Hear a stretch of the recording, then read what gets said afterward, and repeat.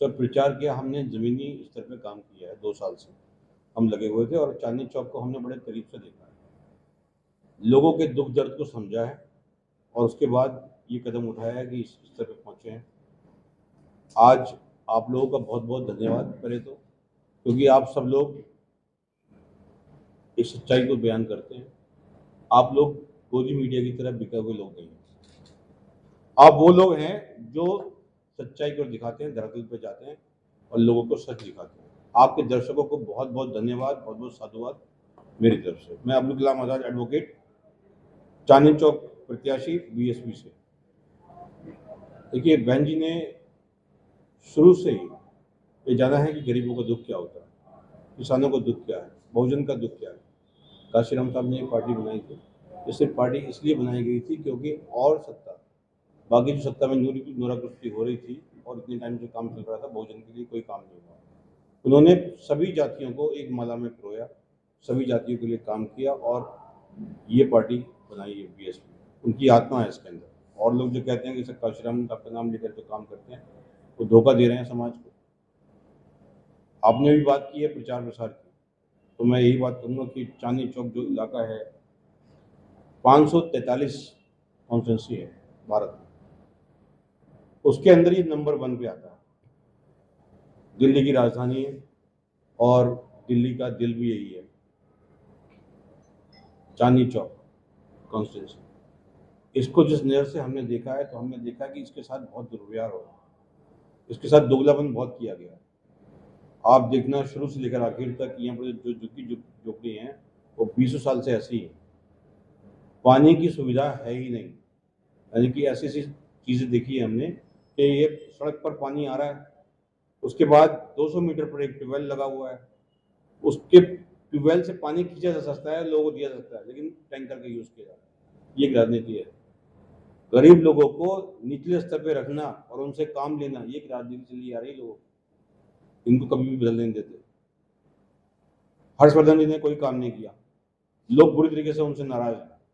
और आज जो लोग बैठे हुए हैं कि सब हम इंडिया गठबंधन कर रहे हैं, वो इंडिया गठबंधन का मामला ये है कि लोग सिर्फ सत्ता के लिए, गरीबों को उन्होंने कभी ना किया न कर रहे हैं। 5 साल से केजरीवाल हैं, गरीबों के लिए क्या किया उन्होंने, सड़कों का क्या मामला किया उन्होंने, क्या शिक्षा के लिए किया उन्होंने।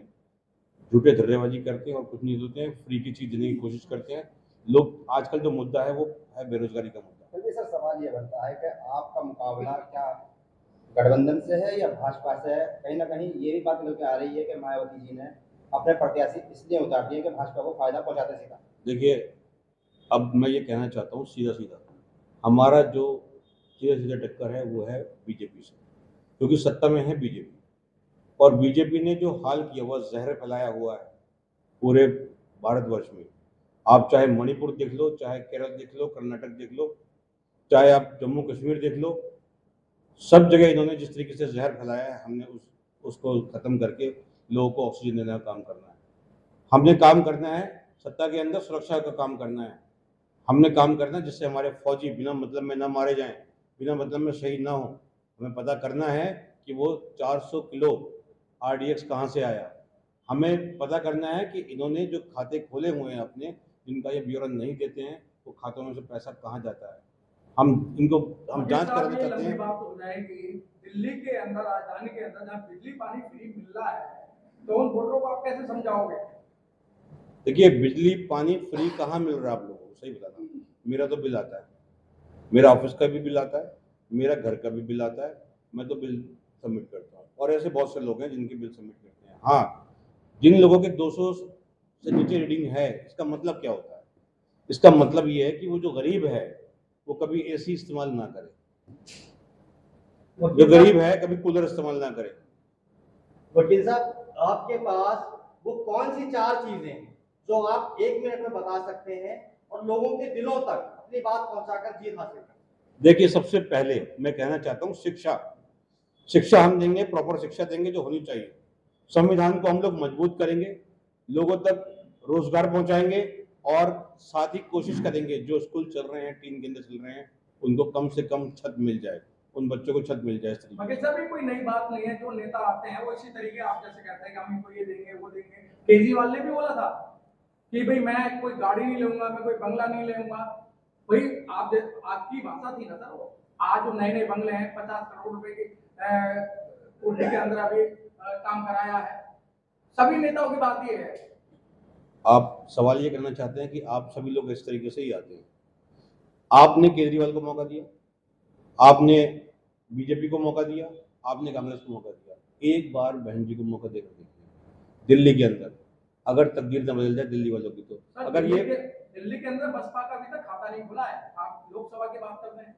देखिए, खाता तो केजरीवाल का भी नहीं था, 2 सीटें थी बीजेपी की जब सरकार बनी थी, तो याद होगा आपको, खाता भी नहीं खुल पाया था उनका। तो ये शुरुआत कहीं ना कहीं से तो होती ही है। राजा जी, आपने एक बात कही है कि आप पिछले 2 साल से जो है चांदनी चौक के साथ लोकसभा जिससे आप चुनाव लड़ रहे हो, काम कर रहे हैं। क्या क्या मूलभूत समस्याएं आपने वहां देखी है और जिनमें सुधार की आवश्यकता है? देखिए, अगर हम शुरुआत करते हैं, यहाँ पर एक गाड़िया लोहार है, गाड़िया लोहार हैं जो बैठे हुए सड़कों पर बैठे हुए, जो घर के आवास इनके लिए कभी नहीं हो पाया। इसके लिए नेहरू साहब ने कहा था, नेहरू जी ने कहा था कि मैं आवास इसके लिए कराऊंगा, और बातचीत हुई थी, है ना। और कुछ आवास तैयार भी किए गए थे जो वाई ब्लॉक में मंगोलपुरी में हैं भी, जो अभी तक उनको आवंटित नहीं किए गए, दिए ही नहीं गए उनको, और वो ऐसे के ऐसे ही हैं। ये कितने समय पहले की बात है? ये तकरीबन इसको, मैं तो 4 साल से तो मैं आरटीआई डाल रहा हूँ। मैंने केजरीवाल साहब को भी आरटीआई डाली, मैंने पीएम साहब को भी आरटीआई डाली इसके लिए, लेकिन कोई जवाब इसके लिए नहीं आया। अब हम ये कोशिश कर रहे हैं कि ये जो, अगर हमारी चीज़ों में आती हैं, तो हम उन लोगों को सबसे पहले पुनर्वास देंगे, क्योंकि उनके पास आवास की समस्या है। उन्होंने 500 साल से वो आवास पक्के मकानों में रहे नहीं है, और किस तरीके से अपनी ज़िंदगी गुजर कर रहे हैं। मैंने वहाँ काम किया है, वहाँ पर मैंने 80 बच्चों को, मतलब 1 साल में 80 बच्चों को मैंने वहाँ शिक्षा दी है। और वहाँ पर मैंने क्या किया है कि अलग अलग उम्र के जो बच्चे थे उनको उस स्तर तक ले करके उनके एडमिशन कराए हैं सरकारी स्कूल में, शिक्षा फ्री दी है उनको, अपनी जेब से खर्च किया, किताबें दी हैं उनको, टीचर दिए हैं उनको, सारा सामान उनको दिया, 2 साल तक मैंने दिया उनको। लेकिन अब मैं चाहता हूँ कि सरकार उनके लिए कुछ करे। तो और जनता में जाने के लिए आपके पास क्या मुद्दे हैं? जनता में जाने के लिए सबसे बड़ा मुद्दा हमारे लिए रोजगार है। रोजगार की जो स्थिति है आजकल बहुत खराब है। जो स्थिति है, जो भौगोलिक स्थिति बना कर रखी है इन लोगों ने, दर्शा कर रखी है, वो बहुत गलत करके रखी है। जो दूजा व्यवहार किया है वो गलत किया उन्होंने। देखिए, झुग्गियों में के आसपास कहीं कोई स्कूल नहीं है। सर, झुग्गी झोपड़ी वालों को तो मंदिर की जरूरत है ना, जो राम को लाए हम उनको लाएंगे। देखिए, राम से हमें परहेज नहीं है, ना हमें राम से परहेज था। हमें परहेज उन लोगों से है जो राम का नाम लेकर सांप्रदायिक दंगे करते हैं, जो राम के नाम पर लोगों को मॉब लिंचिंग करते हैं, जो राम के नाम पर लेकर के जो है गोकशी करते हैं और बदनाम करते हैं मुसलमानों को। अच्छा वकील साहब, जैसा बहुजन समाज पार्टी का नारा है दलित मुसलमान करो विचार, तो आपको क्या लगता है कि आप अपने मुस्लिम समाज को जोड़ करके चांदनी चौक जैसी ऐतिहासिक लोकसभा को जीत पाएंगे? देखिए, मुसलमान को एक बात समझ में आ गई है बहुत अच्छे से कि कांग्रेस ने अभी तक हमारे साथ कुछ नहीं किया, हमारे लिए कुछ नहीं किया। हमें दरी बिछाई है, झंडे उठाए हैं, और हमें कोई टिकट दिया गया न कुछ दिया गया। हमारे इसमें बीएसपी के अंदर बहन जी ने नवाजा है मुसलमानों को, जहाँ मुसलमान को दरकिनार कर दिया गया, एक निचली दर्जे में डाल दिया गया, उसको उन्होंने सम्मान देने की कोशिश की। तो ये मुसलमान को समझ में आने लगा है धीरे धीरे कि हमें अब जो है, हमें जहाँ स्थान मिल रहा है, जहाँ सम्मान मिल रहा है, हमें वहाँ जाने की ज़रूरत है। जहाँ हमारी अकीदत है वहाँ हमें जाने की ज़रूरत है। मायावती जी के पिछले बयान भी यानी के बाद होना शुरू हो गए हैं मुस्लिमों को लेकर। जी बिल्कुल। भाई कैसे समझा पाएंगे फिर मुसलमानों को?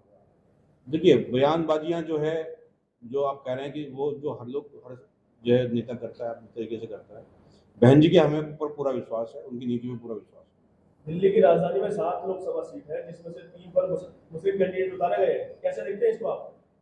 पर इसके लिए जरूर बहन जी ने अपने तरीके से उसको अपनी नीति में बदलाव किया है, तो कुछ सोच कर किया है।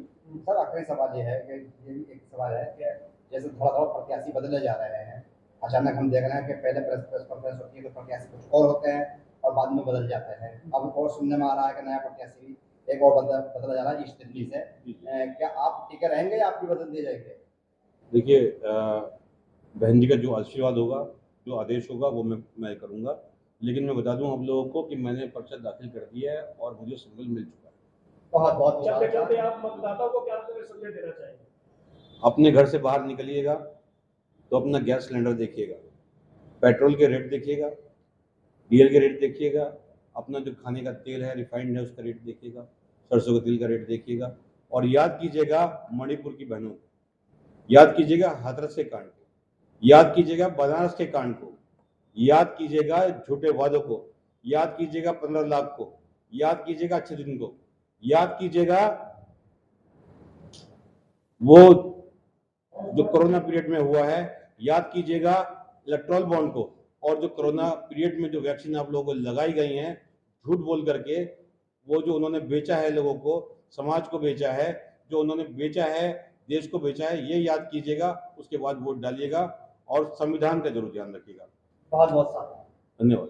अगर आपको लगता है कि हमारा काम बहुजन समाज के लिए महत्वपूर्ण है तो आप हमें आर्थिक सहयोग के लिए सीन दिखाए गए QR कोड स्कैन और फोन पे और गूगल पे और UPI और बैंक अकाउंट में कर सकते हैं।